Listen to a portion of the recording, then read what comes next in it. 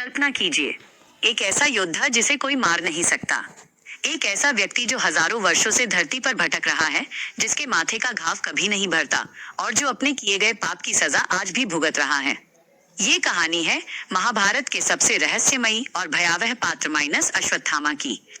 लेकिन आखिर ऐसा क्या हुआ था कि उसे अमर होकर भी मृत्यु से भी भयानक जीवन जीने का श्राप मिला? आइए जानते हैं। पिता की मृत्यु का बदला। महाभारत युद्ध अपने अंतिम चरण में पहुंच चुका था।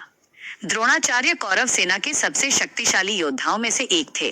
उन्हें हराना लगभग असंभव था। तब पांडवों ने एक योजना बनाई। उन्होंने हाथी अश्वत्थामा का वध किया और ये समाचार फैलाया कि अश्वत्थामा मारा गया।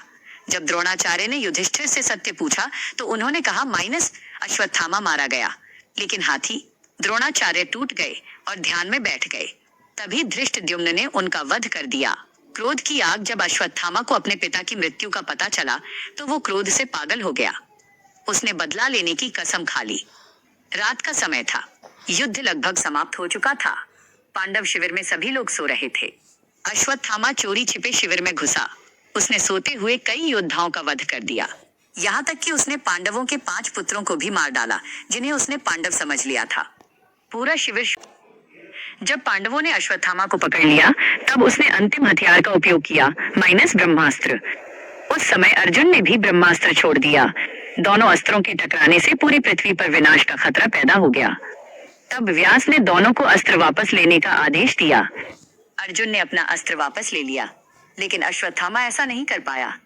सबसे भयानक पाप, क्रोध में अंधे होकर उसने अपना ब्रह्मास्त्र पांडव वंश को खत्म करने के लिए उत्तरा के गर्भ की ओर मोड़ दिया। उस समय उसके गर्भ में भविष्य के राजा परीक्षित थे। तब श्री कृष्ण ने अपनी दिव्य शक्ति से गर्भस्थ शिशु की रक्षा की। श्री कृष्ण का श्राप। श्री कृष्ण अश्वत्थामा के इस पाप से बहुत क्रोधित हुए। उन्होंने कहा, माइनस तुम हजारों वर्षों तक इस धरती पर अकेले भटकते रहोगे। तुम्हारे शरीर के घाव कभी नहीं भरेंगे। लोग तुमसे डरेंगे और तुम शांति के लिए तरसोगे। कहा जाता है कि उसी दिन उसके माथे से दिव्य मणि निकाल ली गई और तभी से वो अमर होकर भी एक दर्दनाक जीवन जी रहा है। क्या अश्वत्थामा आज भी जीवित है? भारत में कई जगहों पर लोग दावा करते हैं कि उन्होंने अश्वत्थामा को देखा है, लेकिन इसका कोई वैज्ञानिक या ऐतिहासिक प्रमाण उपलब्ध नहीं है। यह मुख्य रूप से लोक कथाओं और धार्मिक मान्यताओं का हिस्सा है। सीख। क्रोध इंसान को विनाश की ओर ले जाता है। बदले की भावना इंसान की बुद्धि छीन लेती है। अधर्म का परिणाम देर सवेर जरूर मिलता है। आउट्रो। अगर आपको महाभारत की ऐसी रहस्यमयी, खतरनाक और रोमांचक कहानियां पसंद हैं, तो कमेंट